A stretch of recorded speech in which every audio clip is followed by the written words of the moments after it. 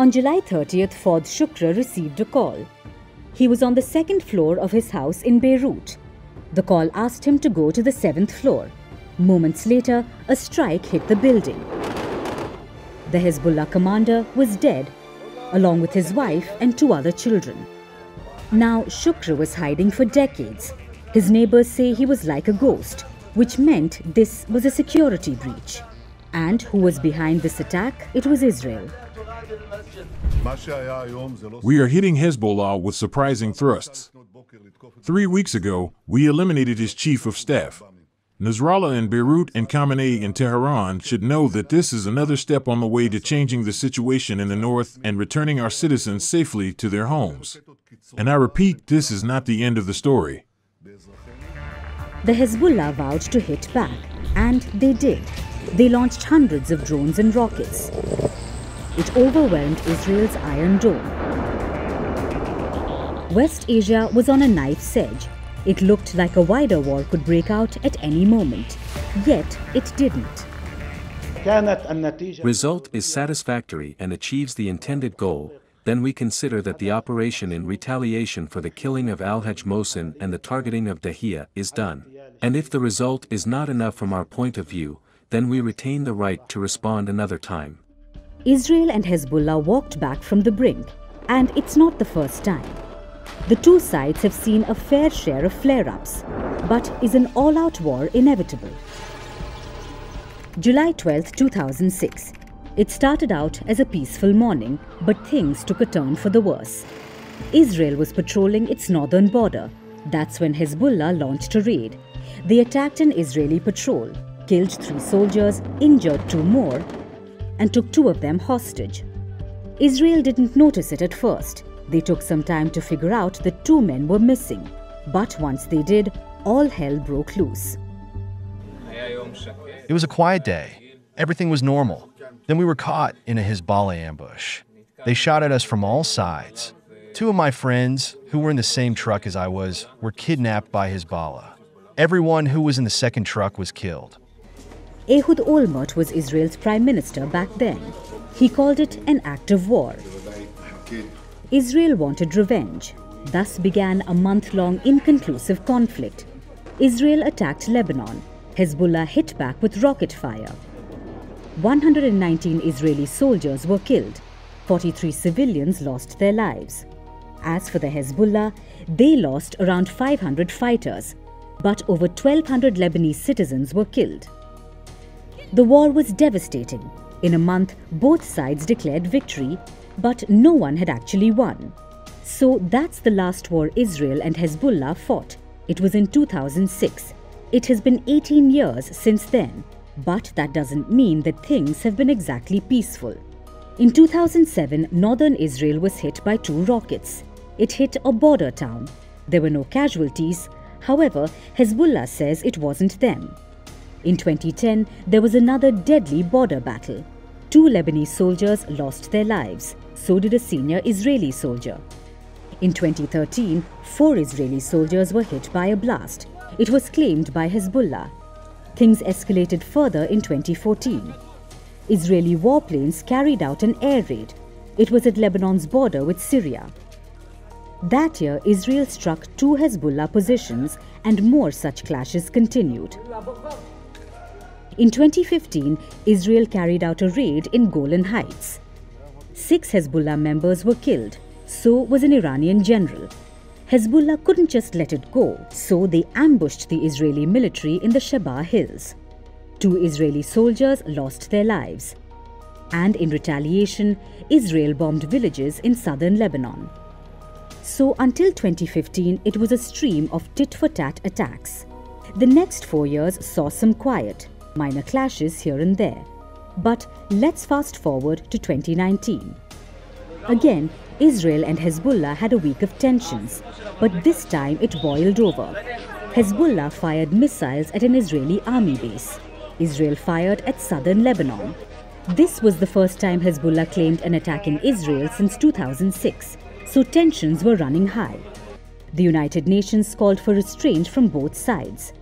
In 2021, there were clashes again, nothing major. But then came October 7th, 2023. Hamas attacked Israel. A war broke out in Gaza.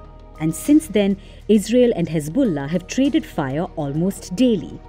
There have been strikes, counterattacks, a lot of posturing, but no active conflict. The question is, will that change soon?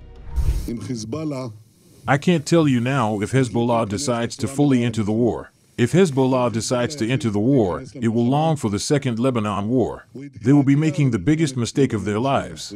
And we will hit them with an unimaginable force. It will mean devastation for them and the state of Lebanon. That's what Netanyahu said last October. He said if Hezbollah chooses war, it will mean devastation. It has been 10 months since then. Hezbollah hasn't chosen war, and neither has Israel. And you can understand why. The Hezbollah is not Hamas. Its military power is far superior. Their current arsenal includes at least 150,000 missiles and rockets. Also, these missiles have a range of up to 500 kilometers. That makes Hezbollah capable of striking all of Israel. Plus, they have trained fighters. Hezbollah says they have 100,000 men.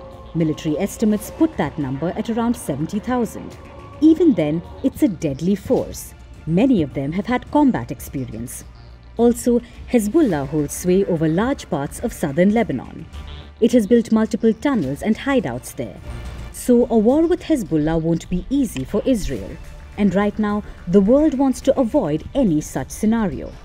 Diplomatic efforts are underway to prevent any such situation.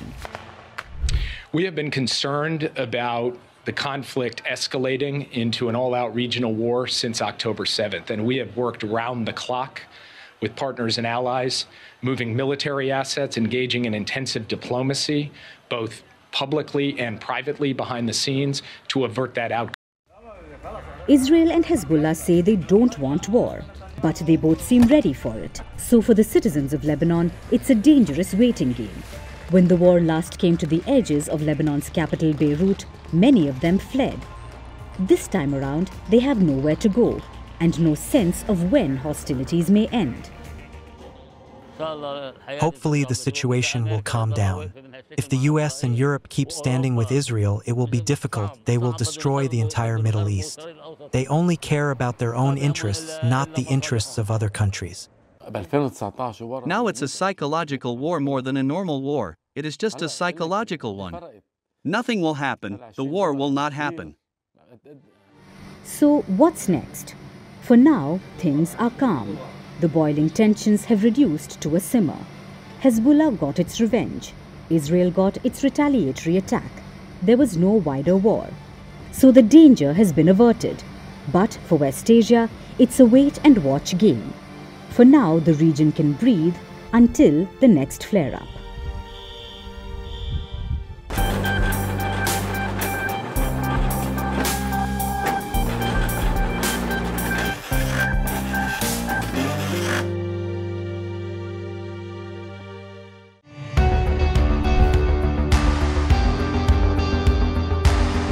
Across continents, one powerful news source. Bringing you diverse perspectives on the issues that matter.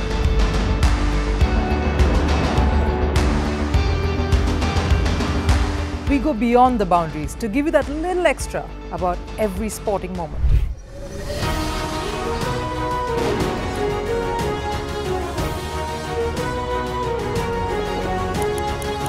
So thank you for making First Post 5 million strong.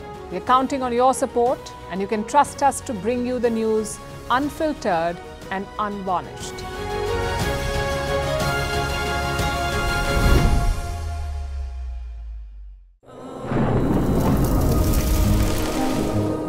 Climate change is on our doorstep. It's time for a revolution to take root. And it starts with 1.4 billion Indians. It starts with one tree for humanity, one tree for Mother Earth, one tree for our future. Project One Tree, a News 18 network initiative.